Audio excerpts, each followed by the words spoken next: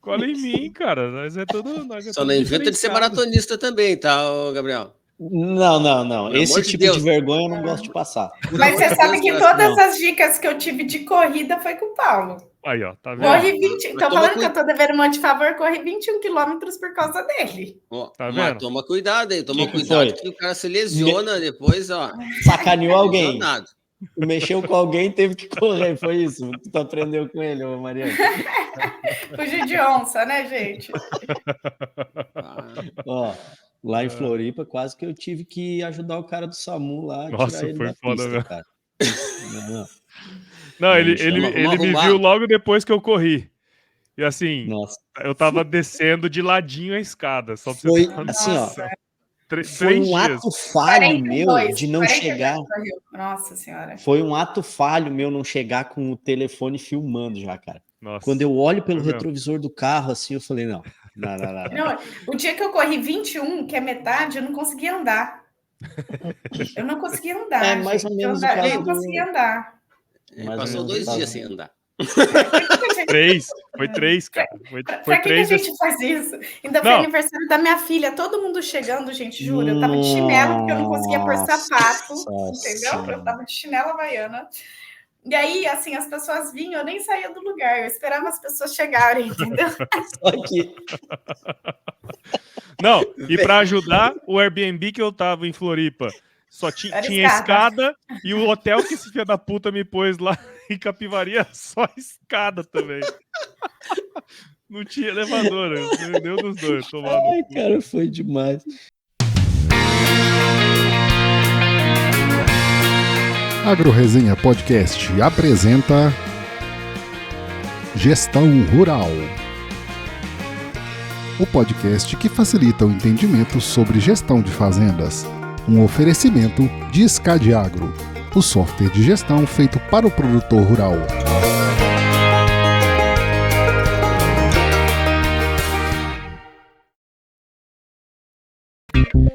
E aí, pessoal, estamos começando mais um episódio dessa série sobre gestão rural, que é um tema tão importante para o avanço sustentável do agronegócio. Sempre aqui com os meus parceiros da SCAD Agro. Aqui a gente vai compartilhar, além de boas histórias, muito conhecimento sobre gestão de propriedades rurais, então se preparem que a partir de agora o seu tempo vai passar com muito mais conteúdo. E neste episódio número 53 desse projeto, a gente tem aqui a minha querida amiga Mariane Crespolini, que é gerente executiva de inteligência de mercado na Minerva Foods. Ela é formada em gestão ambiental pela Exalc, mestre e doutora em desenvolvimento econômico também pela Unicamp. Foi pesquisadora no Centro de Estudos Avançados em Economia Aplicada, que é o CEPE, onde nós trabalhamos ali lado a lado. Empreendeu, prestou consultoria, inteligência de mercado para produtores rurais e empresas ligadas à produção agropecuária. Na gestão da ministra Tereza Cristina, foi diretora do Departamento de Produção Sustentável e Irrigação da Secretaria de Inovação, Desenvolvimento Rural e Irrigação do Ministério da Agricultura, Pecuária e Abastecimento. Mariane Crespolini, muito obrigado por você estar aqui com a gente e seja super bem-vinda ao Gestão Rural. Paulo, Gabriel, Jonas, eu que agradeço, estou super feliz de estar aqui batendo um papo com vocês. É isso aí. E aí, Jonas, Gabriel, como estamos no nosso querido Rio Grande? Solzinho. Agora parou de chover hoje. Espero que chova para vocês aí. E é um prazer estar com a Mariane aí. A gente escutou a palestra dela lá no Summit, foi muito legal. E não conseguimos, lá mesmo a gente não conseguiu conversar muito, mas tenho certeza que ela vai trazer muita coisa boa para nós aí sobre gestão. Com certeza, com certeza. É isso aí. A gente, inclusive, foi um evento muito bom, parabéns, japonês, pelo evento lá. E a Mariane, nossa, cara, deu um show lá, a palestra dela foi sensacional mesmo.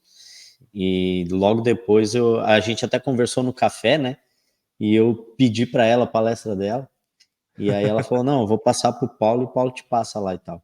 E aí a gente conversou, não, vamos levar ela lá, cara. Tem que levar ela lá no Gestão Rural, porque ela tem muito a contribuir lá com a gente. Com certeza, com certeza. Ô, Tubo, se você quiser deixar o microfone aberto, viu, pode deixar que depois é tranquilo. Porque eu gosto de pegar as reações, porque se a gente faz piada, você ri aí e não sai o áudio, né? Tá bom. Mas, ô Mariane Crespolini, pra gente começar essa resenha aqui no nosso querido Gestão Rural, teria como você contar um pouquinho da sua história aí pra gente? Tem, claro que tem. Gente, sou filha de produtor, né? Acho que até lá no evento do Paulo, lá dentro da Famato, eu contei um pouquinho da história do meu pai, sempre conto. Sou filha de produtor, meu pai produzia laranja, frango no interior de São Paulo, em Araraquara. E eu acho que quando a gente fala de gestão, eu conto muito a história dele, né? Porque até na apresentação eu falei assim, gente, o produtor rural, ele tem que produzir, ele tem que entender de clima, ele tem que entender de sucessão familiar, ele tem que ser bom em marketing, ele tem que fazer um pouco de tudo. E meu pai, para mim, ele é um grande exemplo. Meu pai é vivo, eu sou muito feliz por isso. Ele e minha mãe, por muito tempo, estou com a propriedade rural, quase 8 anos para estudar meus 2 irmãos mais velhos. Depois eu fui fazer gestão ambiental na Exalc. Eu morei no sítio até 14 anos. Eu estava conversando sobre isso esse final de semana, falando de internet, acessibilidade, Wi-Fi, essas coisas. Eu morei até os 14 anos e eu mudei para a cidade porque no colegial não tinha Wi-Fi. Gente, não tinha Starlink, tá?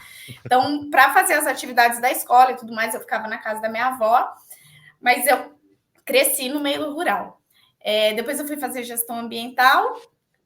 Acabei sempre que ser professora, né? Engraçado como a vida nos leva para outro lado, né? Eu sempre falava assim, que meu sonho era ser professora na Exalc. Ou ainda não, tem tempo, né? Às vezes a gente volta. Que eu queria ser professora na Exalc. Aí eu fiz o mestrado, doutorado, sempre achei que eu fosse ficar na minha carreira na pesquisa. Estudei um pouco de padrão de comportamento de preço de boi, commodities de maneira em geral. E a vida me levou para outro lado. Aí casei, morei no Mato Grosso, contei lá na palestra, né? Minha filha nasceu em Sinop, eu morei em Sinop, adoro Sinop. Depois, quando a Tereza virou ministra, ela me chamou, eu mudei para Brasília, hoje eu moro em Brasília. E hoje eu estou na iniciativa privada, hoje eu trabalho na Minerva, eu cuido de toda a parte de inteligência de mercado, tanto da compra, né? Inteligência de previsão de preço do boi, de commodities, onde a gente tem operação, Brasil, Paraguai, Uruguai, Colômbia, Argentina e Austrália, no caso de ovinos, tanto da parte de exportação, os mercados dessas origens, domésticos, demanda de consumidor. Então, é um pouco disso que eu faço, uma pequena grande história aqui, assim, alguns minutos. Mas, Maria, você contou essa questão de ser professora, né? E, na verdade, hoje, eu não sei se você tem, e os amigos aí concordam também, é que hoje nas empresas você pode ser professor também.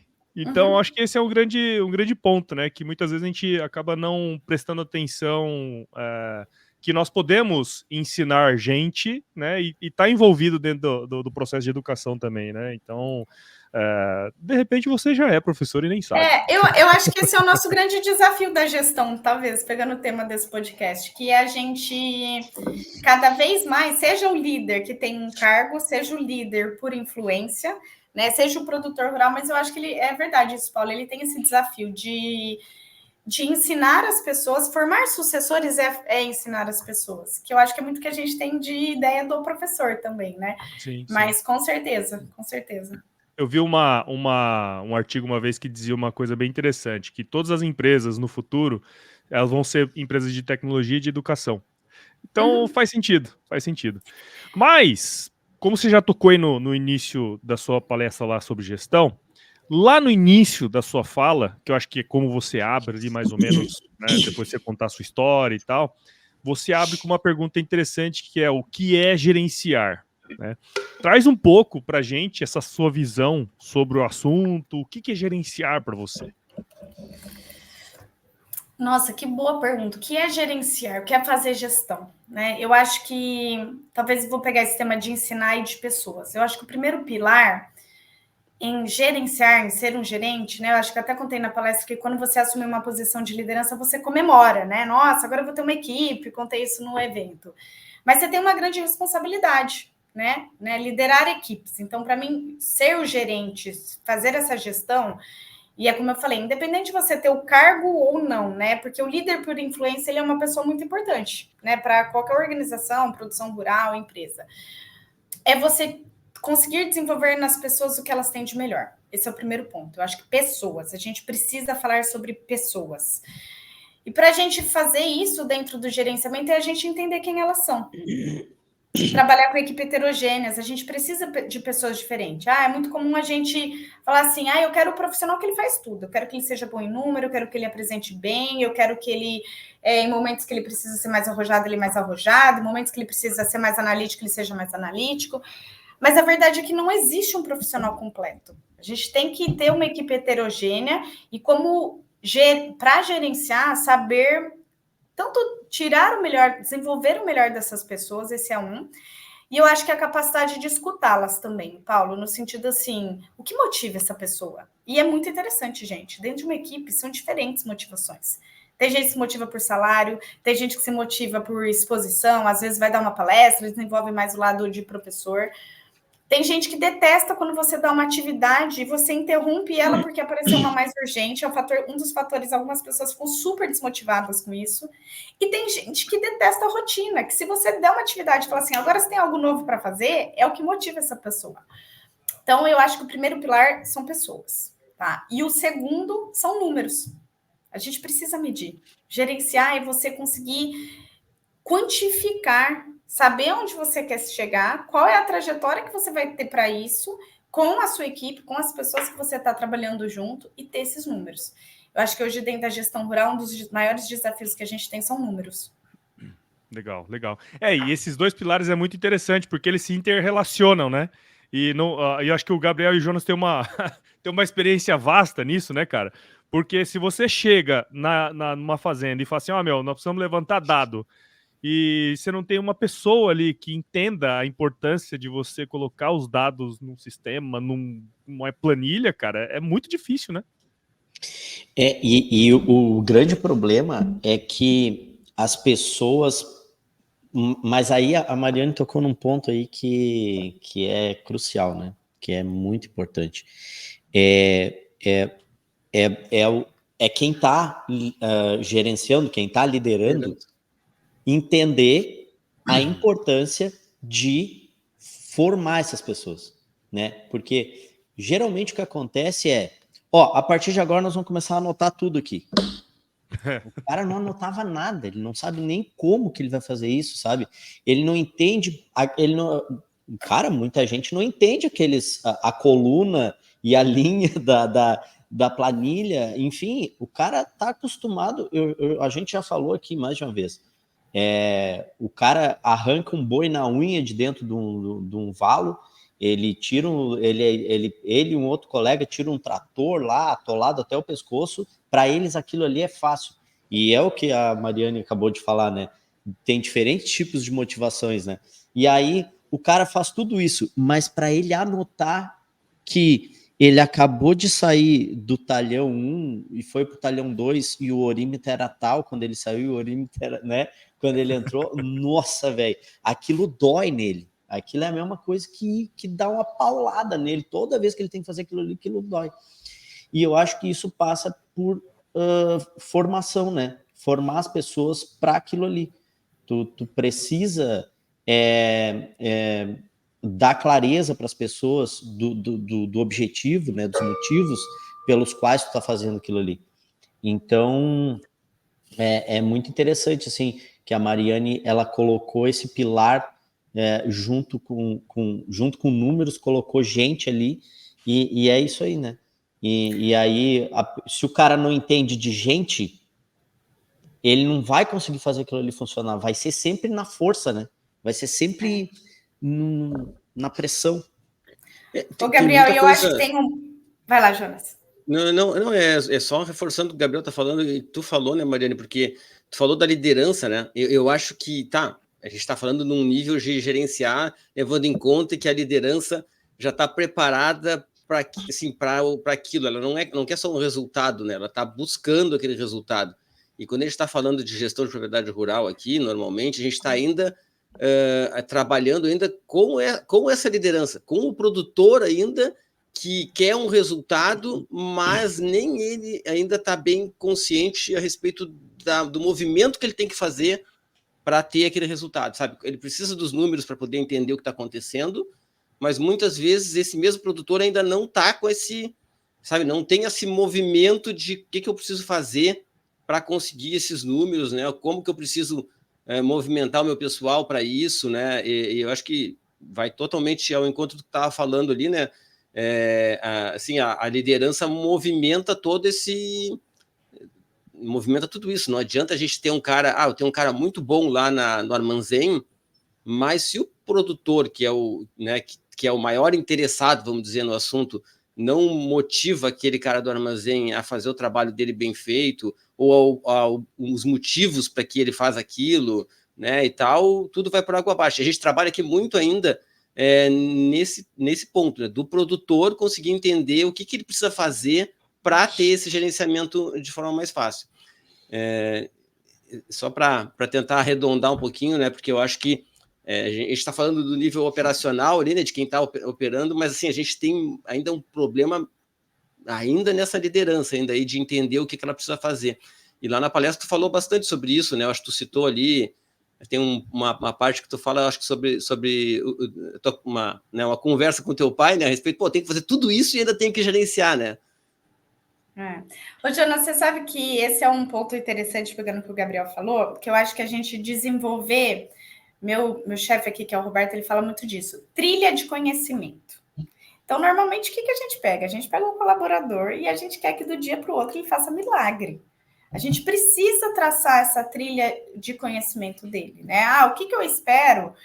Eu gosto muito de trabalhar com a ideia do trimestre. O que eu espero a cada trimestre? Que ele se desenvolva.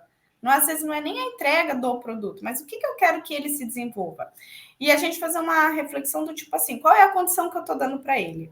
Eu tive um caso de uma pessoa da minha equipe, foi muito interessante, e que eu recebi um ponto assim, tipo, nossa, podia estar melhor. E aí eu devolvi para a pessoa que liderava ali imediatamente, eu falei assim, olha, mas a gente sabia que não era uma pessoa pronta.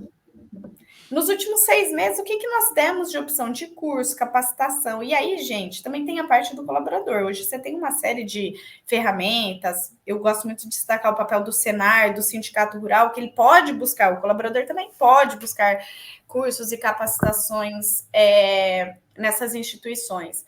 Mas também, e talvez o direcionamento que a gente deu. Olha, eu gostaria que você fosse no sindicato, fosse no Senar e fizesse, sei lá, vou dar um exemplo, o curso de doma de animais, por exemplo. Tá? Você deu esse direcionamento? Ou você espera que ele chegue pronto fazendo isso? Eu acho que esse é um ponto de reflexão muito importante.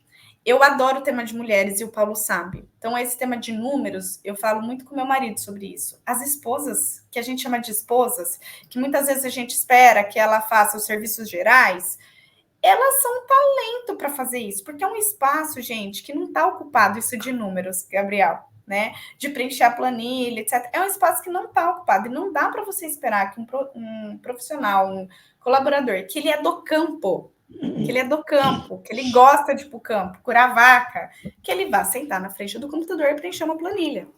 Tá, mas será que tem alguém? E aí, para mim, as esposas têm um espaço de capacitação, empoderamento e de ocupar esse espaço que tem potencial para fazer isso? Então, talvez a gente pensar nisso. Qual é o colaborador que eu tenho? Qual é a trilha que eu desenho para ele? Né? Onde eu espero que ele esteja daqui a um ano? E talvez a gente pensar assim, será que é ele mesmo que tem que preencher os números? Será que é ele mesmo que tem que preencher o Excel? Será que eu não estou querendo que ele seja, que é o caso que o Paulo falou do que eu falo do meu pai, que ele faça tudo e que às vezes ele não vai dar conta de fazer tudo. E eu vou colocar mais eu vou colaborar com essa tua opinião aí. Não é nenhuma opinião, isso é uma constatação, né, Mariane? Que é a questão da mulher ali no negócio. E não é só... É que assim, o produtor rural tem ao lado dele, né? Ao lado dele a esposa ali, por exemplo, que é o caso que tu falou, que é diretamente interessada em que o negócio dê certo, né? Isso é uma coisa extremamente importante, né? Hoje a gente fala muito em cultura, né? Liderança, cultura, tal, nas empresas, que é para os colaboradores terem senso de dono, tal, para que aquilo, né, consiga fazer aquilo rodar bem. Então, o primeiro caso é esse, assim, é a esposa que ela vai ter esse senso de dono, até porque ela e ela é junto com ele, dos maiores interessados em fazer aquele negócio dar certo. Porém, na Scadiagro, né, a gente tem uma vasta experiência mesmo com isso aí, e não é neste episódio que eu tô falando, o japonês aí também já viu falando diversas vezes aqui, fora daqui, que quando a gente chega num escritório de produtor rural, onde quem conduz a parte de gestão ali, quem está à frente do escritório é uma mulher, é outra vida. E assim, é impressionante, porque ela é mais detalhista, ela, sabe, ela tem, é como tu falou isso, ela tem, ela tem essa habilidade do gerenciamento ali, sabe? E então, os cases, os maiores cases de sucesso que a gente tem, né, em implantação de RP, de gestão rural ali, é em lugares, né, em escritórios de produtores que tem a mulher à frente do escritório. E nem sempre é a esposa do produtor, né? Mas é mulher que está ali. O Gabriel, e eu acho que aí tem um ponto, o Tejão fala muito isso, ele conta muito o caso da Marise, da Fazenda Santa Brígida. E aí a Marise tem uma história muito bonita de superação e tudo mais, e o Tejão fala assim, então, gente, mas a gente tem que lembrar que a Marise, ela não era produtora, ela era dentista. Sim. Tá? E aí, para mim, é muito interessante. Eu tive uma aluna, e aí, falando de professor, eu dou aula no MBA da FGV. E aí eu tive uma aluna que a história dela é linda também. Ela é esposa de um produtor e ela largou uma carreira de gestão hospitalar para ir para o Paraguai com o marido, tá? E aí é muito legal você ver ela contando do número. E ela fala assim, Mariana, eu cheguei na fazenda e eles faziam a gestão dos números de uma maneira que a gente jamais faria no hospital. Então, o meu desafio hoje é trazer o que eu aprendi de gerenciar números no hospital para a fazenda. E aí eu sorri para ela e, gente, ela foi assim uma das melhores alunas que eu já tive. Assim, você precisava ver a dedicação dela na aula. Ela não é do agro. E aí ela não teve escolha. Não existia espaço para ela dentro da fazenda. O lugar para ela era ali. Fazendo o que o marido faz. Existe um espaço, eu falo isso muito para as mulheres, gente, existe um espaço para a mulher no gerenciamento. Você não precisa conseguir ir né, assim, eu adoro o curral e a gente pode falar um pouco disso depois, por conta que eu acho que é o lugar que a gente tem os números. Mas assim, você pode olhar a sua fazenda no número. E aí a complementariedade, Gabriel, existe esse espaço, entendeu? Hoje, para mim, o número é um dos maiores desafios que a gente tem na gestão. E o básico, né? O básico, porque não adianta tu coletar um monte de número lá no curral, na lavoura, não sei o quê, e o básico ali do escritório, tu não tá bem feito, né? Que é justamente tu ter um controle ali de caixa, bancos, enfim, ter um livro caixa básico ali, e é onde o negócio tá vazio. E tinha um caso desse lá, né? Aquele dia no evento. Tinha, da Karime Catini. Ela também é do setor de médico, né? Ela também. Não, e olha que interessante. Felizmente, a conversa aqui, ela sempre vai para um lado que a gente tem um roteiro justamente para puxar ela de novo para o eixo, mas ela vai para um lado que a gente às vezes não espera e eu não conversei com esse cliente para poder falar aqui. Mas semana passada, foi fechado uma menina contratou o Scadiagro e ela é médica e ela está contratando o sistema para ajudar o pai e o irmão a gerir o negócio. Ela olhou e falou, cara, tem que ter uma solução isso aqui. Falou com os amigos e tal, o pessoal usava o Scadiagro, não. Aí ela veio conversar conosco. E ela é médica. E olha só, cara, uns 3 ou 4 meses, assim, ó, ela convencendo eles, não, eu vou fazer, fica tranquilo que eu vou ajudar, sabe? Mesmo ela levando, teve que ter todo um trabalho de convencimento, coisa interessante, né? É um ponto que é muito legal, porque você falando disso, né, assim, pensando assim um pouco do serviço que vocês prestam, né, o controle fiscal. Gente, o meu marido, ele vai juntando as notas. Ele vai acumulando as notas, entendeu? Porque um dia eu vou sentar e vou digitar e vou organizar. Passa para alguém que entende disso fazer isso. E aí o seu tempo, eu acho que pensando nisso também, né, Gabriel, o tempo é muito valioso. Eu falo isso para o meu marido. O tempo do produtor é muito caro para ele fazer isso. Controle fiscal, resultado, etc., não é seu perfil. Seu perfil é olhar para o campo e falar assim, tá perdendo passo, não tá perdendo passo, vai plantar antes, vai plantar depois. É isso, entenda que essa é a sua habilidade, que tem uma série de formas que você pode contar com o apoio de outras pessoas para fazer isso. Sem contar que esse monte de nota, Mariane, ainda não é informação. Esse monte de nota não é informação. Então, isso para ele não vai fazer a menor diferença mesmo. Ela vira informação depois que alguém processa aquilo ali numa planilha, né, num sistema e tal. Aí sim, aí aquilo vira informação relevante para ele olhar numa folha em só, ou numa tela, ou num aplicativo, e aí tomar alguma decisão. Porque aquela pilha de nota ali, ele lançar é uma perda de tempo, porque, né, o tempo dele é valioso para aquilo ali, ele tem que estar com o olho na estratégia, e para ele fazer a estratégia funcionar, ele tem que ter informação. E aí é onde, volta para o gerenciamento, que é o início da nossa conversa aqui.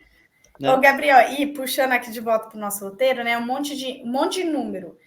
Você tem que saber que número você tem que olhar. Que número é importante? Não, o dono da propriedade não tem que olhar todos.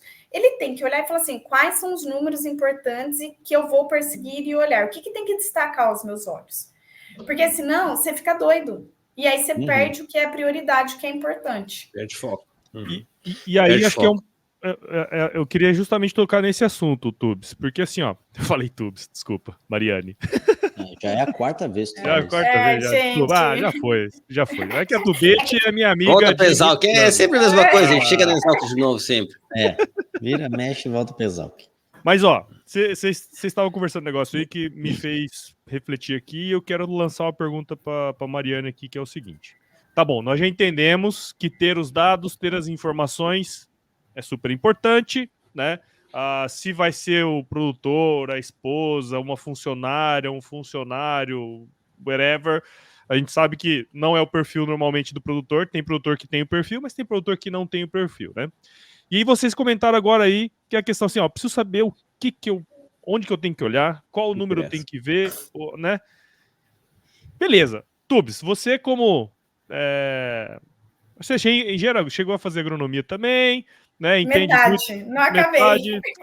Mas entende de pecuária porque é produtora também, né? Filha de produtores rurais.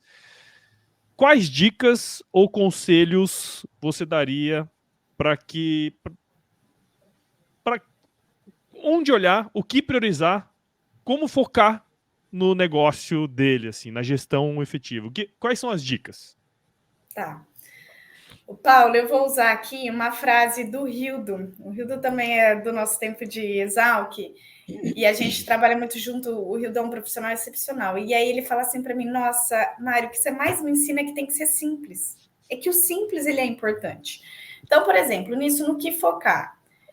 Eu acho que você tem que agregar, e eu não tenho, por exemplo, controlar custo de produção. E aí talvez o Gabriel e o Jonas vão saber falar um pouco mais com profundidade do que isso. A primeira orientação que eu dou para um produtor é assim, eu não sei meu custo de produção. Você faz o seguinte, já que você não tem a separação da pessoa física da pessoa jurídica, abre uma conta no banco, exclusivo para aquilo que você vai pagar da fazenda. E para onde vai entrar o dinheiro? Gente, esses são dois números super importantes, né? Então, se ainda não tem a contabilidade, só separa. Você não precisa saber quanto você gastou. Tem produtor que sabe, mas se você não tem nada, você não precisa saber assim, nossa, quanto você gastou com o prego, não sei das quantas. Não, você precisa ter um cálculo geral. Então, se você não sabe de todas as categorias de animal ou da produção, chega no cálculo, meu custo total de produção nesse ano foi de tanto. E o tanto que eu tive de receita foi tanto. Só de você separar, Paulo, e aí eu acho que a gente tem um desafio muito grande, principalmente para o pequeno produtor, que mistura, eu acho que esse já é um grande passo para ele focar. Tá? Tipo, qual é seu grande número? Tá? Então, separar pessoa física da pessoa jurídica. E se não tem isso, abre uma conta separada num banco. Sim. Eu acho que esse é o primeiro ponto número... que eu daria. Isso aí é bem, a gente assim, é muito, bem isso mesmo, né? A gente bate muito nisso porque às vezes o produtor, assim, quando a gente fala de número, de gerenciamento e tal, e de custo principalmente, custo de produção, a pessoa sai do zero e ela quer ir lá e descobrir quanto que ela gastou para fazer, quanto que eu gastei naquele talhão ali para fazer o preparo do solo. Esquece isso aí, sabe? Esquece isso aí porque enquanto tu não tiver o básico, né?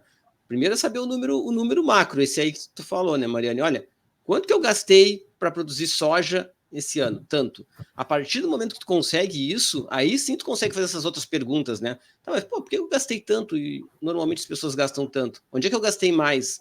Aí tu começa a detalhar as coisas de acordo com a tua necessidade e não de acordo com a necessidade de algum software ou de alguma consultoria, de acordo com a necessidade do teu negócio, né? Porque às vezes tu tem um esforço para conseguir esse número, ele já é um esforço, a gente já viu aí no início que ele é um grande esforço para o produtor, né? E se tu bota demais, né, em detalhamento demais e tal, isso acaba se desistindo, né? Tu acaba desistindo no meio do caminho, porque tu, muito detalhe, muita coisa, perdi, deixei de anotar alguma coisa, já não sei mais nada. E o básico é isso, partido da conta bancária lá, né? Esse negócio tá dando resultado, afinal, ou não? Né? Tô conseguindo produzir e ganhar dinheiro. Então, acho muito importante esse ponto que a Mariane bateu aí, que ela largou, porque realmente eu também acredito muito nisso como começo de qualquer tipo de avaliação financeira assim, do negócio. Então, tá assim, muito alinhado, assim, e acho que é importantíssimo assim, que o produtor faça isso. Ô, Jonas, da mesma forma que a gente falou de trilha do conhecimento para o profissional, também fazer a trilha do conhecimento da gestão. Então, assim, primeira etapa, se você não tem o número, é você ter um número macro, agregado, que ele pode até ter uma margem de erro. Beleza, eu já tenho uma noção. No ano seguinte, você faz o desenho, tá? Meu próximo passo, e eu tenho aqui um pouco de percepção, sei lá, se eu tenho várias produções, eu vou focar para ter o número da agricultura, não, eu vou focar para ter o número da pecuária, então, assim, qual que é a sua próxima escadinha? Faz a escadinha, porque normalmente quando a gente só olha no fim, primeiro a gente desanima, nossa, para eu fazer tudo isso, como que eu vou chegar nisso? Não, Paulo, eu vou levantar a bola da corrida, tá? Paulo corre, eu corro, aprendi a correr, assim, o Paulo foi uma pessoa que me inspirou muito na corrida. Gente, eu não corri 21 quilômetros do dia para noite. Comecei a correr no 5. 3, fui para 5. Pô, tô confortável no 5. Vou para 10. Lembro o dia que eu corri 15. O dia que eu corri 15, o cara que montava meus treinos falou assim para mim, Mariane, se você tiver disciplina, essa é uma palavra importante, disciplina nos próximos 3 meses, você chega em 21. Então, são escadas. Ninguém corre 42 quilômetros igual o Paulo correu agora, do dia para a noite. Foram quantos anos de preparação, Paulo? 13. Entendeu? 12 mais 1. Mas assim, a Mariane falou um negócio interessante aí, que é assim, que ela falou ali, daí no próximo ano eu vou focar em tal coisa. E ao invés de ser numa atividade, pode ser também um determinado item, né? Porque no primeiro ano, tu pode fazer um número global. Esse ano nós tivemos 1 milhão de despesa e 1,5 milhão de receita. Tivemos 500 mil de lucro. Tá. Beleza. Tá dando dinheiro. Tá dando dinheiro. Só que isso só não nos diz nada. No ano que vem, a gente começa a separar o que é fertilizante, o que é defensivo, o que é, né, enfim. Aí, descobrimos que o nosso maior custo é fertilizante, né, dentro disso aí. Bom, para o próximo ano, vamos tentar detalhar fertilizantes. O que é adubo de base, o que é adubo de cobertura, o que é adubo foliar, né? E assim é a escadinha, né? Foi usado. Porque daí, assim, quando tu consegue separar, quando tu consegue fazer lá o controle, por exemplo, separando os tipos de fertilizante, ali tu vê que, cara, dá para fazer. Sim, sim. Né? E assim, cara, o mundo é movido por perguntas, né? Se a gente não tem um direcionamento, a gente não sabe que pergunta que a gente vai fazer. Então, se eu não sei que o meu maior custo é fertilizante, cara, por que eu vou focar nisso, né? Então, acho que isso traz muito essa questão de, porra, e às vezes vai me dar um direcionamento. Nem isso, né? Já, assim, às vezes nem o meu maior número de fertilizante, onde todo mundo é. Então, daqui a pouquinho nem é esse, sabe? Daqui a pouquinho nem é esse. Então, mas realmente, sem saber nada, não tem como. É um chute total. E muitas vezes um esforço importante, né? É aquela coisa ali, o cara tá focado na produção e tal, e ele vai fazer um esforço grande de não tá, de olhar para um número que é um negócio que ele não está muito, né, afim, mas ele sabe que precisa, Então, se ele tiver uma organização também nisso, né, no que olhar, vai ajudar muito ele. Eu acho que é uma baita dica essa da Mariane. Eu vou contar uma história que eu acho que ela amarra bem esse exemplo e simplifica. Quando eu me formei, eu conto muito para os meus analistas. Assim, gente, eu me formei ganhando R$1.000 por nota. Eu emitia nota, né, Paulo? Paulo é dessa época. Sei bem como e aí, na época, eu morava numa república da pós-graduação, eu e mais 3 colegas minhas, e uma delas, inclusive, chamava o apelido dela de Exal, que era Precária, tá? Gente, eu e a Precária, a gente era rainha de economizar. Eu ganhava R$1.000 por nota. E uma das formas que a gente economizava era comendo ovo. Gente, eu lembro que assim, a gente sabia fazer o ovo de todas as formas. Ovo mexido, omelete, ovo pochê, tipo... Então, assim, tinha um dia na semana que a gente comia melhor. Masterchef assim, do ovo. Gente, a gente economizava. Aí um dia eu falei pro meu marido, falei assim pra ele, eu falei assim, nossa, hoje eu ganho muito mais. E eu não tô conseguindo. E na época, assim, essa economia foi o dinheirinho que eu dei de entrada no meu primeiro apartamentinho MRV, gente. Entendeu? Eu economizava, sobrava dinheiro. E eu fiz um pouco essa reflexão. E minhas contas pessoais eu separava agrupada. O quanto eu gastei de cartão de crédito, quanto eu estou recebendo, tá sobrando dinheiro. Aí eu parei e pensei assim, eu preciso economizar mais porque eu tenho um objetivo, que é comprar um terreno. Beleza. Aí eu fui olhar e falei assim, bom, agora eu vou olhar, deixa eu agrupar meu cartão de crédito, que eu quero ver exatamente onde eu gasto. Mas eu tava com essa da história do ovo. Como é que eu consigo juntar dinheiro ganhando R$1.000? Hoje eu não consigo, né? Gente, o que eu mais gastei, tipo, de variável que eu podia economizar era iFood. Aí, o iFood era a minha maior ilusão, sabe por quê? Porque eu chego cansada, aí eu falo assim, nossa, eu trabalhei a semana inteira, eu tô tão cansada, putz, eu não vou cozinhar agora. Nossa, não tem nada no freezer. Eu vou pedir um iFood. Gente, a hora que eu juntei, o que eu gastei de iFood, eu virei e falei assim, meu calcanhar de Aquiles era o tal do iFood. Aí, o que eu fiz? Eu me organizei para sempre ter comida congelada. Gente, fiz a conta, pagou uma moça que foi em casa e organizou todos os meus potinhos de uma maneira que no dia que eu chego, hoje é um dia que eu vou chegar muito tarde em casa, porque eu tenho voo para pegar, etc. Eu vou chegar muito cansada, eu não vou pedir o iFood. Eu já tô saindo pensando assim, nossa, tem aquele filé que a Gi deixou congeladinho, eu vou chegar, vou descongelar, pronto. Mas eu precisei da reflexão do ovo para fazer essa conta. O seu iFood é a Dodge Ram do produtor. Pode ser. Dodge Ram. Não, mas ela falou bem, a falta de planejamento muitas vezes, né? Assim, a gente tá falando aí, às vezes tu vai, né? Pô, eu vou plantar soja, todo ano eu planto soja, eu gasto isso, esses produtos aqui tem que ter, e aí o cara chega lá e diz, esse ano não vai dar tal coisa. E aí, não vou comprar fungicida.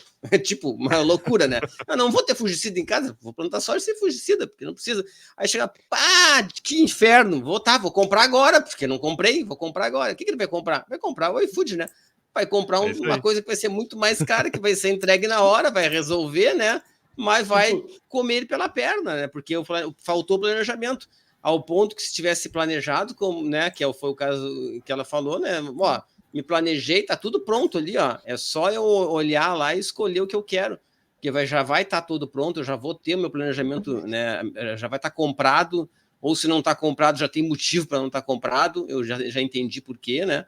Então, é uma baita história, assim, é uma história que casa total com o gerenciamento, né? Porque é isso, né? Tem que ter planejamento também. A gente bate muito nessa questão do planejamento. Só que para planejar tem que saber o quê, né? Tem que saber o número para poder depois bater no que interessa. É isso aí. Gestão Rural, o podcast que facilita o entendimento sobre gestão de fazendas. Vou abrir nosso segundo bloco aqui. E assim, tu é a pessoa, não só na sala, né, mas assim, dentro do mundo agro hoje aqui no Brasil, tu tem um conhecimento muito profundo, né, relacionado à pecuária aí, e é interessante, sim, como ao longo da história até, né, não é nem ao longo dos ciclos, assim, olhando para a história, né, as coisas elas se repetem, assim. E em regra geral, os pecuaristas eles continuam, né, repetindo um comportamento, assim, errando muitas vezes e tal. Por que tu, assim, na tua avaliação, assim, por que isso acontece? O que falta para a gente ter esse olhar mais analítico sobre o negócio na pecuária? Gabriel, eu acho que é o próprio exemplo do iFood. A gente se engana, entendeu? Qual é a minha fala? Nossa, eu tô tão cansada que eu mereço. Então, tem um livro que ele fala assim, a gente tem uma máxima na economia que os agentes são racionais e eles reagem a preço. Aí tem um outro livro, que é de um cara que ele ganhou um Nobel de Economia, inclusive, que ele chama Previsivelmente Irracional. Tá? E aí ele fala que a gente tem a nossa irracionalidade. E é um pouco disso, ele é movido a emoções. Nossa, eu mereço. Eu vou pedir um iFood porque eu estou muito cansado, porque eu trabalhei a semana inteira. Eu vou trocar de caminhonete, porque, gente, a gente se matou nessa safra, né? E aí é um pouco do que eu falei na palestra, assim, gente, vamos olhar a probabilidade, né? Quando é que o preço da soja cai? Ele cai na safra. Então, ele cai no auge da colheita. Nossa, gente, mas teve um ano que quebrou a safra e que o preço subiu em fevereiro, março, abril. Sim, um ano.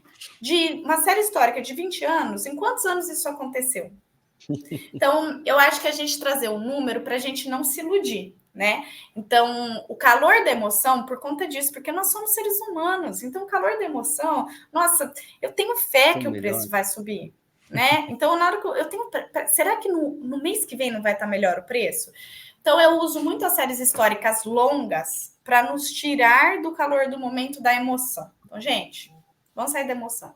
Normalmente, como acontece? O exemplo que eu dei na palestra foi, gente, 90% dos anos, o preço do boi em maio é menor do que abril. E aí, né, depois vale a pena eu trazer os dados do Rio Grande do Sul, porque o sazonal do Rio Grande do Sul é diferente por conta das pastagens de inverno, né? Mas, grosso modo, aqui, qual é a mensagem? 90% dos anos, o mês onde a gente tem a safra, o preço é menor do que o mês antes da colheita da safra, seja da soja, seja do milho, seja da pecuária, como ela acontece. Por que a gente ainda fica torcendo para o preço subir? Tem ano que pode subir? Tem. 10% dos anos, de 20 anos, o preço do boi subiu em maio em relação a abril. O que aconteceu nesses 10% do ano? Teve um ano que eu tive greve de caminhoneiro. Então, foi por isso que o preço subiu, porque teve um choque externo no mercado que não tinha nada a ver com a produção. Então, eu acho que esse é o ponto, Gabriel, a gente olhar séries longas e a gente entender, e eu acho que esse é o gerenciar também. A gente nunca vai acertar o olho da mosca. Nós não vamos voando acertar. Ainda, né? Não vai. Olha lá, vem a Mariane com esse papinho chato de novo de economista. Isso aí tem cara de papo de economista. Toda hora que a gente fala disso aí... Não vai. Então, assim, o que o histórico me mostra? O histórico me mostra isso. Aí eu acho que é o gerenciar. Ok, entendi que em 20 anos é assim. Como eu planejo a minha produção? Uma estratégia é sair do auge da safra. Claro que para a agricultura acaba sendo bem marcado por causa de intervalo de plantio, mas, por exemplo, para a produção animal você consegue se fazer esse manejo, ou adiantar seu animal, ou... Então, e aí para a agricultura existe uma série de ferramentas para a pecuária também, mas que o produtor pode adotar, né? Ele travar o preço, ele não precisa travar o preço fixo, ele pode fazer um seguro de preço mínimo, de preço máximo, que aí volta, né, Paulo? Que não adianta ele só ser produtor, entendeu? Ele também é um cara do mercado financeiro. Ele é um businessman, Mariana. E aí é claro que não vai dar para fazer tudo, gente. Aí o que você faz? Você busca ajuda. Fiquei sabendo que tem uma corretora que faz isso. Não, mas eu sou pequeno. Mas eles atendem o pequeno também. E hoje eu acho que o acesso à informação está muito amplo, né, gente? Olha o tanto de analista de mercado que tem canal no YouTube, Instagram, que fala, que posta diariamente, o tanto de podcast que tem do assunto. Então, assim, a informação está disponível. Vamos, talvez, puxar um ponto que eu acho que foi você que falou, Gabriel. Que decisão eu tomo? Gerenciar é tomar decisão. É isso aí, é isso aí. E correr os riscos, né, Mariana? Porque, assim, como você falou, tem 10% do ano que não sobe. Mas se eu tiver garantido dentro do meu custo de produção, o quanto que eu sei que eu posso receber que vai me gerar um lucro, né? Tá tudo bem, né, cara? Mas a base, né? A base do negócio é aquela conversa de sempre, é fazer o básico bem feito, né? Se tu tem uma base bem resolvida, assim, se tu sabe, o que acontece é isso, né? Vou me garantir no que acontece, né? E aí eu vou ter uma oportunidade de aproveitar esses desvios aí, né? Uma parte do que eu tenho eu posso aproveitar. Posso aproveitar o melhor momento para comprar, aproveitar o melhor momento para vender, mas numa parte, não pegar, jogar no bet aí, não, joga todo o meu dinheiro que o Flamengo vai ganhar e o Flamengo levou, perdeu. Não tem essa, sabe? Não pode ser assim, né? E aí até a brincadeira com a Mariane, porque da emoção aí e do papo de economista, porque o produtor ele gosta dessa emoção aí, né? Assim, ele fica louco quando o troço der errado, mas essa coisa de que eu vou vender melhor do que todo mundo e tal, assim, isso já é uma coisa meio enraizada, né? Da compra e venda e tal. Então, a gente sempre que vem uma conversa mais racional sobre custo e sobre mercado, isso sempre me vem à cabeça, assim, eu acabo rindo sozinho, porque parece que eu estou vendo, assim, um monte de produtor que está escutando isso, sabe, esses caras com essa conversa de novo aí, falar, assim, perde a graça do negócio, perde a graça né, perde a emoção, né, mas eu acho que tem que trabalhar sobre uma base firme, né, entender os números, como ela falou, para poder aí sim, cara, vou trabalhar um pouco do meu número no que eu acredito que vai ser diferente esse ano do que acontece no mercado. Mas não jogar todas as fichas numa coisa que é óbvio que vai dar errada, né? Ô, Jonas, eu quero pegar um pouco tudo do que você falou do futebol, né? Para a gente amarrar. Eu acho que também o senso de responsabilidade. E aí, para mim, o melhor exemplo é o Campeonato Brasileiro agora. E eu só acompanho o futebol porque eu escuto meu marido, que é um palmeirense roxo. Botafogo está na frente, e ele está acompanhando, aí ele está fazendo contas, os pontos, não sei o que, do jogo de domingo. Aí eu fiz assim para ele, mas está acabando? Falta quantas rodadas? Ele, não, acho que falta 10, 11 rodadas, sei lá. Aí eu falei assim, tá, mas qual é a grande questão? Ele falou assim, o Palmeiras não pode errar. O Palmeiras não vai ser campeão se o Palmeiras perder para ele mesmo. Porque se daqui para frente ele ganhar, o Botafogo pode ganhar todas, mas, tipo, lá pelo cálculo de pontos, eu não lembro direito, mas assim, o Palmeiras não pode errar. Que aí o Palmeiras é campeão, ou seja, o Palmeiras não vai ser se ele errar. Esse senso de responsabilidade eu acho importante, Jonas. E o que eu quero trazer para o produtor? As intempéries do mercado, todo mundo vai sofrer igual. Se o preço cair, gente, vai cair para todo mundo. Se o preço subir, vai subir para todo mundo. E aí a responsabilidade, de quem é o senso de responsabilidade? Seu, como líder. O que você está fazendo diferente na sua propriedade que faz ela ser mais eficiente do que o seu vizinho? Então, eu acho que tem um pouco desse ponto também para a gente refletir no que é gerenciar, que é esse senso de responsabilidade. Não é responsabilizar o mercado, todo mundo vai sofrer igual, né? Não é você torcer para o Botafogo perder, mas é você torcer, seu time estar preparado para não errar daqui para frente. É isso aí, legal. É bem isso. Mariane, a gente, voltando lá para a palestra, né, que foi o que nos motivou lá no início, né? E juntando em tudo que a gente está conversando, a gente fecha bem aqui um assunto que é essa questão de preparar sucessores e não herdeiros, né? Que é uma coisa que tu trouxe lá na palestra também, né? Que é muito importante, né? E lá tu falou um pouco sobre como que o produtor pode, né?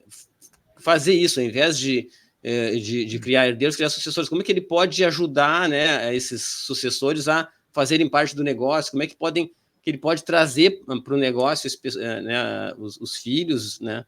Para que eles realmente tornem-se sucessores.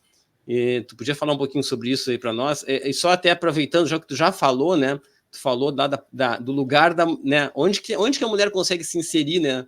Tem um lugarzinho que ela consegue se inserir. Aí um outro momento tu falou, onde é que o cara não tem vontade de fazer aquilo é difícil, ele gosta de estar na lavoura e tal, e precisa de uma ajuda profissional às vezes, né? De uma pessoa de fora também. E agora a gente tem esses herdeiros aí, né? Que a gente não quer que sejam herdeiros, que sejam sucessores. O que a gente consegue fazer aí?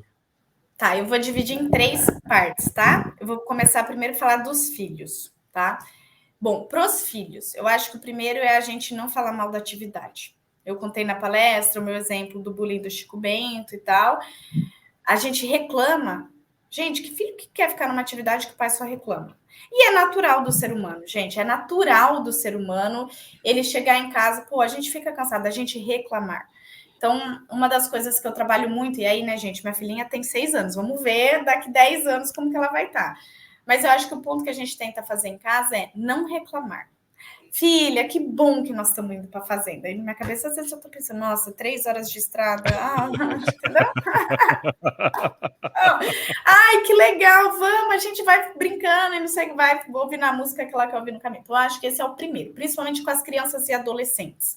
A gente reforçar as mensagens positivas, tá? Então, eu acho que é natural que a gente reclame. E aí é uma questão de disciplina. A gente tentar mostrar para eles. E aí eu acho que é a realidade, tá, gente?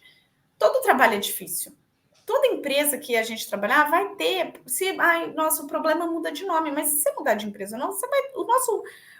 Acho que o nosso ponto é que que bom que os problemas existem, porque é por isso que a gente ganha dinheiro, porque a gente é contratado para resolver esses problemas. Então, eu acho que principalmente com as crianças e adolescentes, eu acho que a gente tem que trazer essa mensagem positiva. O que eu tenho visto, eu não sei como vai ser minha filha, mas o que eu tenho visto dos produtores que eu conheço, que a família está no negócio, são produtores que na fala deles, eles trazem os pontos positivos. Problemas toda atividade vai ter, mas eles reforçam o positivo. E tem um monte, gente, vamos combinar? Tem um monte, entendeu? Hoje eu falei para o meu chefe, eu falei assim para ele, assim, chefe, mas é que assim, ser pecuarista é um estilo de vida, entendeu? Na hora que você acorda no domingo de manhã e aí você escuta os passarinhos cantando, às vezes você nem está fazendo a mesma conta, entendeu? Se você vendesse tudo e aplicasse na bolsa, ia dar mais dinheiro, entendeu? A bolsa não vai me dar aquela satisfação, entendeu? Então, esse é um, das crianças e adolescentes. O segundo, de sucessor. Essa é uma coisa que eu me controlo muito, porque aí eu acho que é tanto na fazenda quanto na empresa. Gente, é óbvio, eu tenho um talento na minha equipe que eu estou treinando ele para fazer as palestras de mercado no meu lugar. E aí, na semana passada, a gente foi para o interior de Goiás e aí eu coloquei ele para fazer o início da apresentação. Gente, teve vários momentos que eu quis interromper e que eu quis falar assim, não, aqui é importante destacar isso, que seria o que eu destaco. Mas eu também entender que ele tem um estilo dele, entendeu? E aí eu me controlei, eu coloquei ele para falar antes de mim e não depois e tal. E aí, no final, foi muito engraçado, que no último slide dele eu levantei e falei assim, gente, mas aqui eu quero que destacar e tal. E aí eu dei um pouco mais de destaque. Então, eu entender que, seja a pessoa da minha equipe na empresa que eu trabalho, ou seja o meu filho, ele vai ser diferente de mim. E aí, eu como líder, eu tenho que aproveitar isso. Tá? Como é que eu tiro? Como é que a gente se complementa? Nós somos diferentes. O seu sucessor não vai fazer igual você. Cabe a você olhar e falar assim, se você não fizer isso, vai dar esse problema lá na frente. Mas também você, como líder, olhar e falar assim, cara, ele teve uma percepção que eu não tive. Valorizar o que ele tem de diferente que soma ao seu estilo. É claro que a gente, como gestor, nas primeiras vezes, você vai gastar muito mais tempo colocando alguém para fazer ao invés de você fazer. Porque a pessoa vai fazer, ela vai errar, você vai ter que voltar. Gente, isso é constante. Tem que fazer. Entendeu? Vai chegar um momento que você fala assim, nossa, que delícia que eu não tenho mais o que fazer, eles estão fazendo, mas faz parte do processo. Então, eu acho que o segundo ponto da empresa, da sucessão de maneira geral, Jonas, é isso. Não espere que a pessoa vai fazer do jeito que você faz, tá? Então, esse é um ponto, Jonas. E juntando o segundo com o terceiro, e aí pensando talvez nas esposas, cara, você tem que estudar. Né? Eu encerrei, acho que é talvez a minha apresentação lá na FAMATO, falando, gente, vocês têm que estudar. Você tem que continuar estudando o resto da vida. E estudar não é, eu vou fazer uma pós-graduação. É assim, tal assunto, eu estou seguro sobre ele? Deixa eu procurar aqui para ver se tem algum curso online. Deixa eu ver o que outra pessoa está falando sobre isso. Deixa eu visitar um vizinho para ver como que ele faz isso diferente. Deixa eu ver se o que eu estou fazendo é parecido ou não. O que eu falo muito para as mulheres é que você tem que ser a melhor naquilo que você está se propondo a fazer. Estudar mais do que todo mundo. Isso exige sacrifício. Isso exige sacrifício, óbvio que exige sacrifício de tempo, sacrifício do momento que você descansa. Você vai ter que estudar mais, porque você tem que ser a melhor naquilo, é técnica. Então, eu acho que são esses 3 pontos. Todos os lugares têm reclamação, então eu acho que a gente tem que falar para os nossos filhos os pontos positivos, não é criar eles no mundo de Nárnia, que não há problemas, mas principalmente nessa fase de desenvolvimento deles, reforçar o que é positivo, que os problemas existem em todos os lugares, que a gente vai resolver o problema A, B, C e D dessa forma. E formar sucessores é isso, é acreditar neles e fazer a trilha do conhecimento. Olha, ele não está pronto. Ele vai demorar 2, 3, 4, talvez 5 anos para ficar pronto. E a gente tem que dar condição, né? Se você ficar toda hora, nossa, errou, eu vou lá e faço, ele nunca vai aprender. É isso aí, muito bom. Criar filho, né? E falando ali em sucessor e lideranças e tal, né? Tu falou que acho que tem que dar ferramentas para a pessoa, né? Sim. Tu tem que preparar ela para ela liderar qualquer coisa, não a fazenda. Porque se tu ficar pensando em preparar ela para ela liderar a fazenda, aí tu vai sempre tentar fazer com que ela faça do teu jeito. Porque aquilo ali é o que tu sabe fazer. E se tu preparar ela para ela liderar, seja a fazenda, um mercado depois, liderar é liderar, né? Ela vai aprender o que precisa aprender para o negócio, mas para liderar as pessoas ali, para fazer com que as coisas aconteçam, ela tem que ter ferramentas de liderança, né? Isso é legal, porque eu acho que são duas colunas, né, Gabriel? Um é técnico. Gente, técnico, você estuda, técnico você pede ajuda, técnico você cola em alguém que é melhor que você, é técnico. Contrata. Tem até uma frase que fala, né, que o técnico, que as pessoas são contratadas pelo técnico e elas são demitidas pelo comportamento. Então, eu acho que nessa do sucessor, uma das coisas que a gente tem que fazer, eu reflito muito sobre isso. Eu estou numa fase da idade da minha filha de muita reflexão sobre isso, que é comportamento. Comportamento de, nossa, vai ser difícil, eu vou ter resiliência, eu vou até o fim, que isso vai passar. Comportamento de ser capaz de escutar outras pessoas, de entender o funcionário, é comportamento. Então, eu acho que a gente tem um desafio de formar sucessores, que é o comportamento. É isso aí. Muito bom, hein? Tem uma coisa aí que eu acho que eu queria puxar de volta aí, porque é essa questão da racionalidade. Assim, a Mariane está numa posição hoje ali na Minerva que eu acho que também chama atenção para isso. O produtor tem essa questão da emoção aí, toda hora tá correndo atrás de alguma coisa que vai acontecer, que está fora do controle dele, o clima não está no controle, o mercado tem uma variação entendida, mas ele muitas vezes não consegue enxergar e parece fora do controle também. Isso muito emocional sempre, muito emocional. Comprar uma máquina nova porque... que baita máquina, a minha tá velha, não preciso, e tudo emocional. E a gente traz muito aqui essa necessidade de ser racional, né? Então isso deve ser, eu brinco que é chato, porque deve ser muito, assim, quando a gente está trabalhando com a emoção, as coisas fervem mais, né? Mais tanto para cima quanto para baixo, né? Tu te sente tanto muito bem ou te sente muito mal. E a gente não quer acabar com essa emoção aí, mas deixa ela num nível controlável, deixa ela para uma pequena parte do teu negócio, né? Traz o resto que é possível, tudo que é possível traz para o racional. A Minerva compra e vende hoje não é baseado no bom comprador que ela tem, nem no bom vendedor que ela tem, né? É baseada na informação que ela tem sobre o mercado, né? A Mariane está ali no lugar onde as pessoas vão lá e dizer o que vai acontecer, o que é previsto acontecer agora?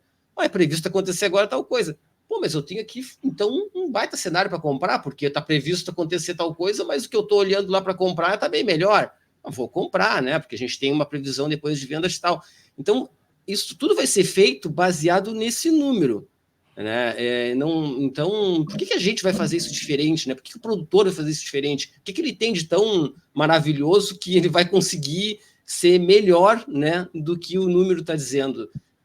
Tem que ter consciência que é preciso fazer as coisas certas primeiro, para depois poder fazer, né? Primeiro fazer o ordinário para depois o extraordinário. Não adianta tu ficar querendo ter a maior produtividade de todas, se tu não faz nem, né? Se tu não coloca nem calcário na lavoura quando tem que colocar lá. Então, primeiro faz o básico, né? Fazendo o básico bem feito, te aparece a oportunidade de fazer algo extraordinário. E o básico está sendo dito toda hora por várias pessoas. A gente está trazendo... Sempre traz alguém aqui com uma visão um pouco diferente, de um mercado diferente, né, ou de um jeito de falar diferente, mas se a gente juntar todos os 53 episódios aí, a gente vai encontrar muita coisa semelhante, que é isso. Primeiro conhece o teu negócio para depois tu conseguir, né, fazer as mudanças que são necessárias. E a Mariane trouxe muito bem isso, e ela é um exemplo, assim, o exemplo vivo das várias coisas que ela falou, né? Da inserção da mulher lá no negócio, da importância do número, né? Na posição onde ela está, da liderança, dessa questão professoral aí, né? Saber contar histórias, saber motivar as pessoas. Então, eu já quero começar agradecendo ela aqui por ter nos dado essa oportunidade de conversar melhor, por ter trazido esse monte de informação nova e outras formas, às vezes, de falar sobre as coisas que a gente já fala. Tenho certeza que a gente poderia ficar falando mais 1 hora aqui de diversos outros assuntos e espero que a gente tenha outra oportunidade para isso, né? Mas, sim, fico muito grato mesmo por tu ter participado, Mariana, e ter nos ajudado aí a divulgar mais uma vez essa questão da gestão e da importância disso para que os produtores continuem na sua produção e continuem tendo bons resultados. Muito obrigado. Também queria já agradecer a disposição. Queria, não quer mais? Não, eu queria. Agradecer aí a disponibilidade, né, da Mariane. Ela fez... a gente está gravando, tá tudo ok aqui, mas ela fez fez muitas voltas na agenda dela para estar aqui e, pô, a gente fica super agradecido porque este podcast aqui, ele tem um propósito muito forte, Mariane, e ele não é fazer propaganda da empresa que apoia ele, não é a gente criar autoridade, sabe? Não é a gente tem um propósito muito grande aqui, que é levar informação que tenha valor para o produtor rural, seja ele da pecuária, seja ele da agricultura. A gente quer aqui sempre ajudar o produtor a ganhar mais, né, a ter sucesso, porque a gente sabe da importância que o agro tem dentro do nosso país, e esse podcast aqui, ele tem isso enraizado nele, né? É uma coisa forte que tem, e a gente sempre tenta trazer aqui pessoas que consigam também trazer junto com elas alguma coisa para deixar aqui, né?